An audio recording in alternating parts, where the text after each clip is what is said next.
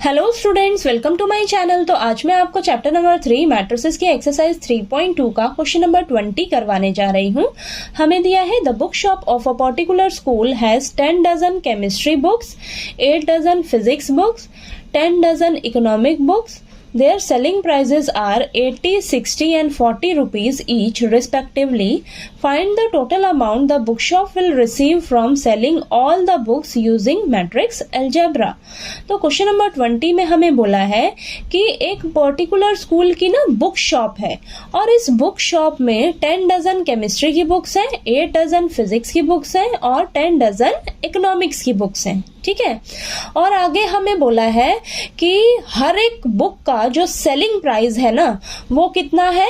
एक केमिस्ट्री की बुक का जो सेलिंग प्राइस है वो 80 रुपीज है। ठीक है, फिजिक्स की बुक का सेलिंग प्राइस हमें 60 रुपीज दिया है और इकोनॉमिक की बुक का सेलिंग प्राइस हमें 40 रुपीज दिया है। ठीक है, यानी कि ये हर एक बुक का सेलिंग प्राइस दिया है हमें। ठीक है, और आगे हमसे पूछा है कि इस बुक शॉप को टोटल अमाउंट कितना मिलेगा इन सभी बुक्स को सेल करने के बाद। ठीक है, इन सभी बुक्स को बेचने के बाद बुक शॉप को कितना टोटल अमाउंट रिसीव होगा वो हमें फाइंड आउट करके बताना है। ठीक है, और हमें इस क्वेश्चन को सॉल्व करने के लिए मैट्रिक्स अलजेब्रा का यूज करना है। ठीक, तो चलिए इसको सॉल्व करते हैं। सबसे पहले हम क्या करेंगे, हम यहाँ पर टोटल बुक्स पहले लिखेंगे सबका। ठीक है, तो यहाँ पर लिखते हैं टोटल केमिस्ट्री बुक्स। ठीक है, यहाँ पर हम लिखेंगे सबसे पहले कि टोटल केमिस्ट्री की बुक्स कितनी है, फिजिक्स की टोटल बुक्स कितनी है और इकोनॉमिक्स की टोटल बुक्स कितनी है। ठीक है, तो केमिस्ट्री की बुक्स हमें बोला है कि 10 डजन है, यानी कि एक डजन में कितनी बुक्स होती हैं, 12। ठीक है, 12 होती है ना एक डजन में। ठीक है, तो 10 इंटू 12 कितना हो जाएगा, ये 120। ठीक है, next total physics books, physics की बुक कितनी बोली है, 8 डजन, यानी कि 8 इंटू 12, तो ये हो जाएगा हमारे पास 96। Next total economics books, economics books कितनी बोली है, 10 डजन, यानी कि 10 इंटू 12, यानी कि ये कितना हो जाएगा 120। अब इन सभी बुक्स का हमें सेलिंग प्राइस दिया हुआ है। ठीक है, तो यहां पर लिखेंगे selling price of chemistry book. Chemistry की बुक का सेलिंग प्राइस कितना दिया हुआ है, 80 रुपीज। ठीक है, अब ऐसे ही हमें फिजिक्स की बुक का सेलिंग प्राइस दिया हुआ है, कितना दिया हुआ है, 60 रुपीज। ठीक है, और हमें लास्ट में इकोनॉमिक्स की बुक का सेलिंग प्राइस दे रखा है, कितना दिया है हमें, 40 रुपीज।